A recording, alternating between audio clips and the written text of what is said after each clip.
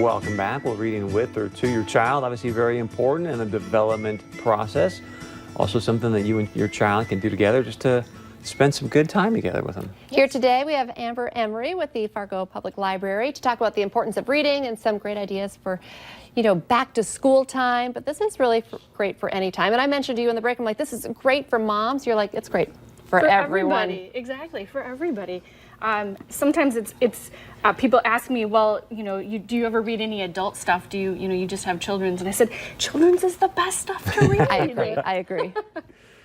So what did you bring today, and what are your recommendations for, people who want to start reading more to their kids or with their kids? Does it make a difference with or to?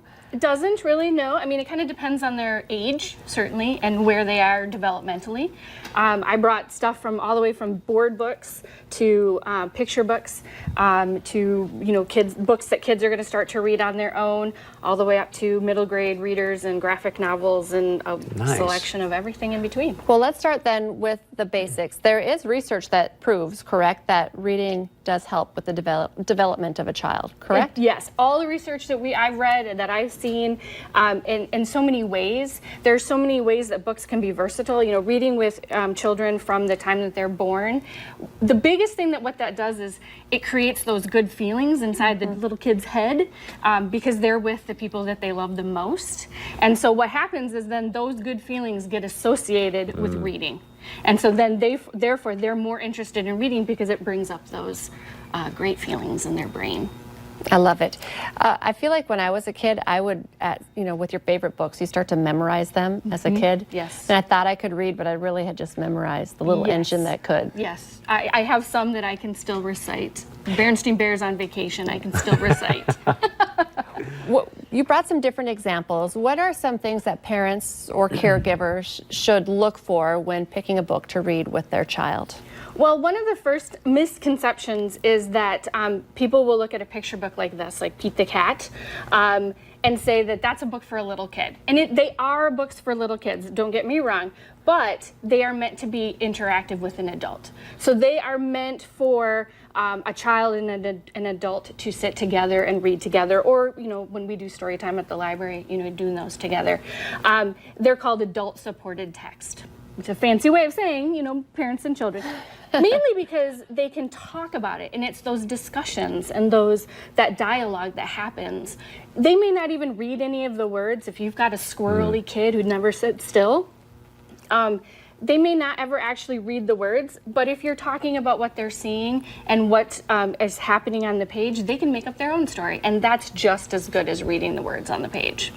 I told you also, I just watched a movie where a storyline later in the movie came out that this man's mom would always pretend like there was an extra page at the end of the book, and that way they could create their own ending. Oh, that's nice. How great is that? I've changed books reading to my daughter. I've changed books to suit her or to make things a little more personal to her. And that's okay too. You don't have to follow the exact wording that's on the page. And how about with older kids? Right. So my best rule of thumb here is let them pick what they want to read themselves. As an adult, you're never told you have to read Shakespeare all of the time. You're never told you have to read the dictionary all of the time. Thank goodness. Correct. So, we will come in, I'll have parents come in and they'll say, oh, well, my child only wants to read this one series. And I'm like, yeah, let them. Yeah. It's okay. They like to read the same things over. And if you really want to get some help finding something new, talk to the librarians. We read a lot of this stuff. We know what other kids like. In fact, everything on this table was checked out. I pulled these all off from carts that are waiting to be reshelved. So these are all very popular things.